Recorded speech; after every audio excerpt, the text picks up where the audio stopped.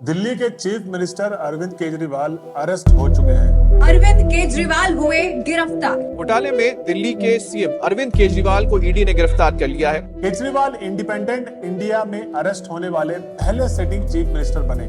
A sitting chief minister has been arrested. इसके तुरंत बाद राहुल गांधी ट्वीट करके कहते हैं, डरा हुआ तानाशाह एक मरा हुआ लोकतंत्र बनाना चाहता है। नेताओं को धमकाया जाता है, पैसे देकर सरकारों को गिराया जाता है, नेताओं को जेल में डाला जाता है। ये पूरी की पूरी मैच फिक्सिंग करने की कोशिश की जा रही है। समझते हैं ये, इसको भी अंदर कर दो, इसको भी अंदर कर दो, जो अस्पताल बनाता उसको अंदर कर दो, जो स्कूल बनाता उसको अंदर कर दो, कांग्रेस पार्टी के खाते फ्रीज कर दो, किसी के नेता फ्रीज कर दो। ऐसे जीत लोगे। हम वो पत्ते नहीं हैं, हम वो पत्ते नहीं हैं जो शाख से टूट कर गिर जाएंगे। आंधियों को कह दो अपनी औकात में रहें। दोस्तों, आम आदमी पार्टी के मेंबर राघव चड्ढा भी ट्वीट करके कहते हैं, इंडिया एक अनडिक्लेयर्ड इमरजेंसी में है। आज हमारे डेमोक्रेसी खतरे में है। इंडिया में एजेंसीज की इतनी जबरदस्त मिसयूज कभी नहीं देखा गया। ये एक कायरता वाली हरकत है और ये सोची समझी एक साजिश है कि विपक्ष की आवाजों को दबा दिया जाए। वहीं दोस्तों, आतिशी जो कि दिल्ली के एजुकेशन मिनिस्टर होने के साथ साथ आम आदमी पार्टी की मेंबर भी हैं। देखिए, जो मुश्किल वक्त चल रहा है वो सिर्फ आम आदमी पार्टी के लिए नहीं, सिर्फ अरविंद केजरीवाल जी के लिए नहीं, वो हमारे देश के लोकतंत्र के लिए एक मुश्किल वक्त है। उनके मुताबिक एक बार जब वो पार्टी ऑफिस से निकलकर अपने घर जा रही थी, तभी कुछ पुलिस वाले उन्हें रास्ते में रोक देते हैं और उसके बाद जो होता है वो आप खुद देखिए। पार्टी ऑफिस जाने से हमें रोका गया। पार्टी ऑफिस से निकलकर सौरभ भारद्वाज जी, दुर्गेश पाठक, आदिल अहमद खान और मैं मेरे घर जा रहे थे। प्रगति मैदान पे केवी सतना में मेरा हम यहाँ पे 12 नंबर रोड से नीचे उतरने वाली पुलिस वालों ने मेरा चेहरा देख के गाड़ी रोकी। अब ये कह रहे हैं हमें अपने घर भी नहीं जाने देंगे। ये क्या तानाशाही चल रही है? अब दोस्तों, आखिर अरविंद केजरीवाल ने ऐसा क्या कर दिया जो दुनिया भर में चर्चा का विषय बने हुए हैं? भारतीय जनता पार्टी की एक राजनीतिक साजिश है। आज गुरूर टूटा। उसके परिवार को किस कानून के तहत हाउस अरेस्ट किया गया? मेरे साथ काम करता था और शराब के बारे में हम लोग आवाज उठाया था। आज वो शराब नीति बना रहा है। This is fundamentally violative of the political rights of every Indian citizen. Kejriwal ने 100 करोड़ का स्कैम किया है। This is all on only one agenda, to try to stop the free work of opposition party in this general election.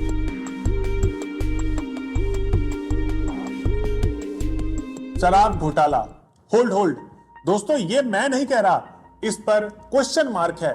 Question mark ED, CBI जैसी उन तमाम जांच agency पर भी जिस पर हर कोई सवाल कर रहा है। ये काम करती कैसे है? क्या सरकार के इशारों पे विपक्ष को खत्म करने के लिए किसी मिशन के तहत काम कर रही है? क्योंकि दोस्तों, अगर हम गवर्नमेंट डेटा की तरफ देखें तो 95% मामले ऐसे ही हैं जो सिर्फ विपक्ष को निशाने पर लेकर किए गए हैं। क्या जो विपक्ष में है सिर्फ वही भ्रष्टाचारी हैं? दोस्तों, सिर्फ केजरीवाल को ही नहीं बल्कि उनके अरेस्ट होने के कुछ ही दिनों पहले 15 मार्च को के कविता, जो कि भारत राष्ट्र समिति की लीडर भी हैं, उन्हें भी अरेस्ट कर लिया जाता है। The biggest blow has been the arrest of KCR's daughter Kavita in the Delhi Liquor case, arrested 10 days ago by the Enforcement Directorate. सिर्फ इतना ही नहीं, संजय सिंह, सत्येंद्र जैन और मनीष सिसोदिया जैसे बड़े बड़े नेता भी जेल की हवा खा रहे हैं, क्योंकि ईडी ने आरोप लगाया है कि दिल्ली में हो रहे लीकर स्कैम और इसके जरिए हो रहे मनी लॉन्ड्रिंग में अरविंद केजरीवाल का भी बहुत बड़ा हाथ है।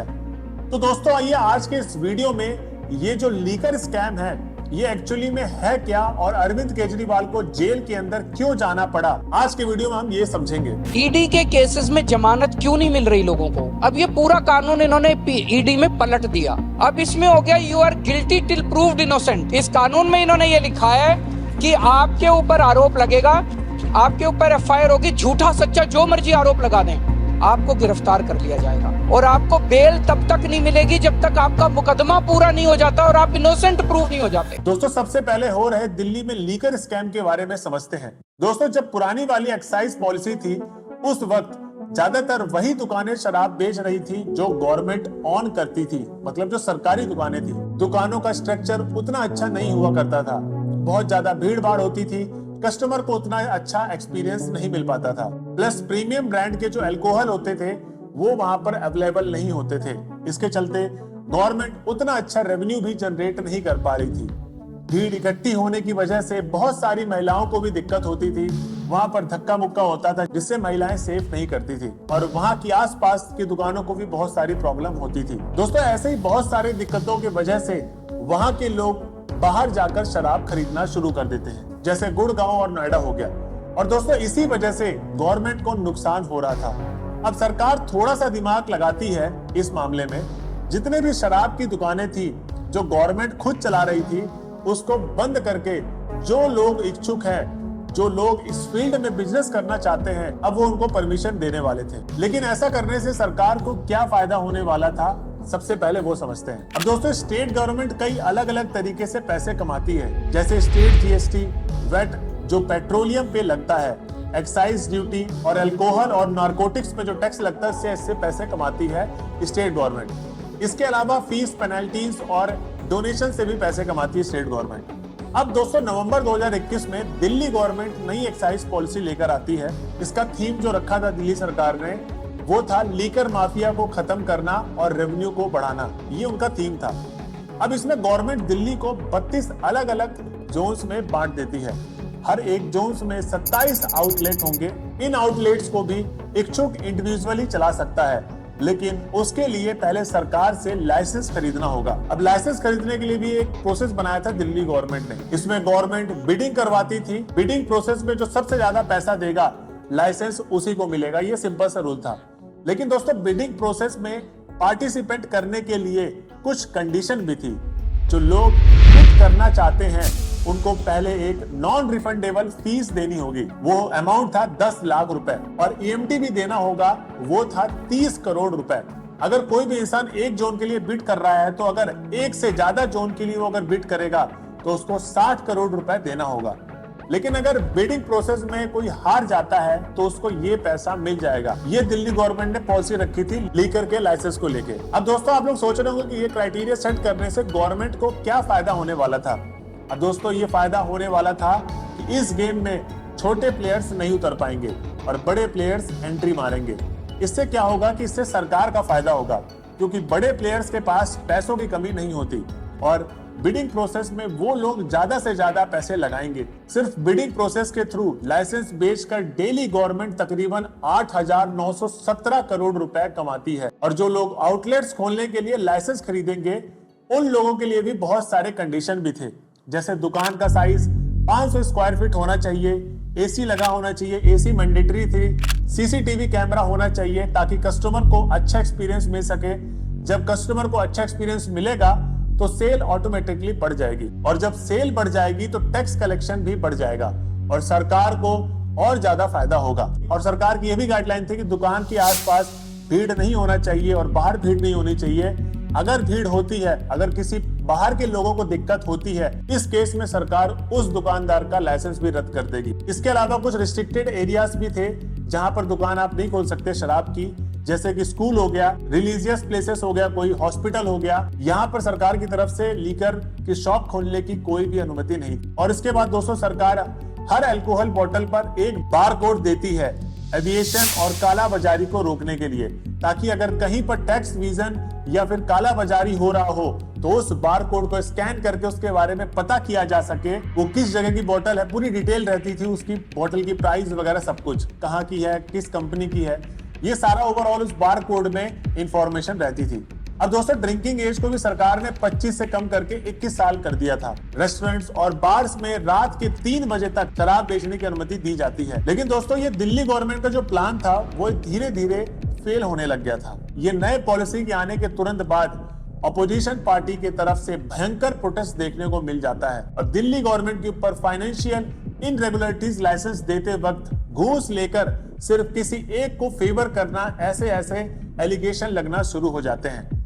इसके अलावा और भी कई सारे एलिगेशन लगते हैं। इसके चलते जो लोग लाइसेंस लेकर दुकान चला रहे थे उन लोगों को भी बहुत सारी दिक्कतों का सामना करना पड़ रहा था और वो लोग भी धीरे धीरे करके सरेंडर करना शुरू कर देते हैं। और अब दुकानें धीरे धीरे करके बंद होने लग जाते हैं। इन सारी दिक्कतों पर चलते दिल्ली गवर्नमेंट सितंबर 2022 में नई लीकर पॉलिसी को हटा देती है और वापस से पुरानी वाली पॉलिसी को लागू कर देती है।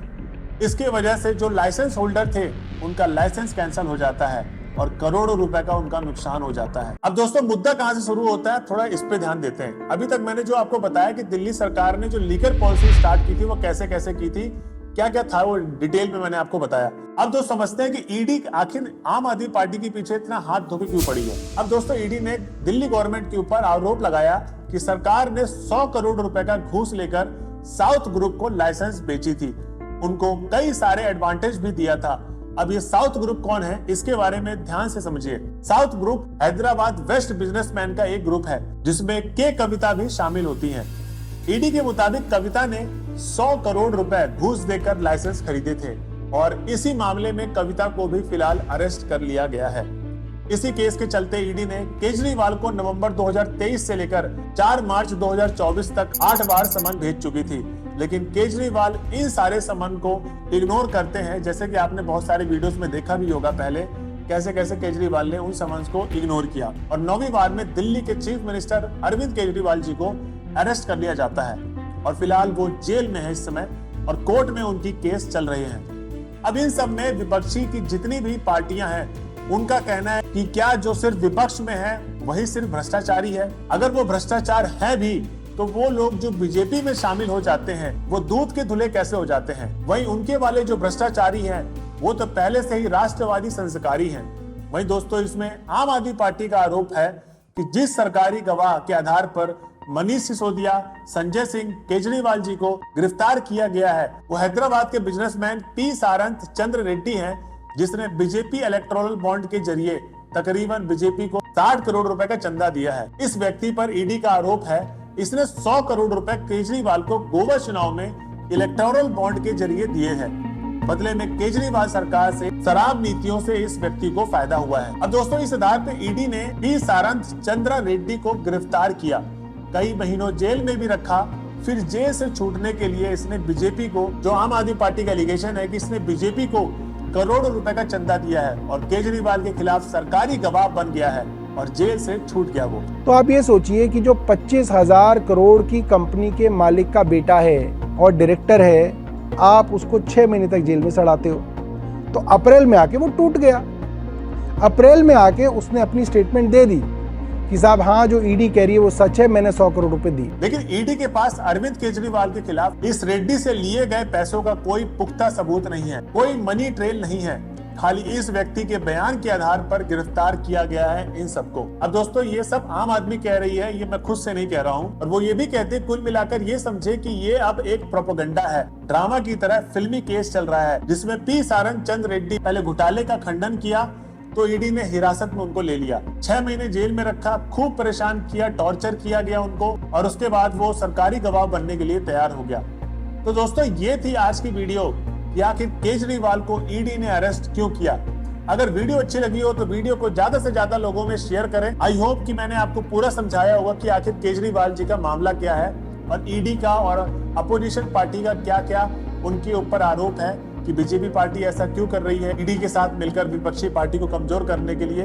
तो दोस्तों ये थी वीडियो। अगर वीडियो आपको पसंद आई हो तो और अपने फ्रेंड सर्कल में ज्यादा से ज्यादा लोगों को शेयर करें। मिलते हैं अगले वीडियो में, जब तक के लिए जय हिंद दोस्तों।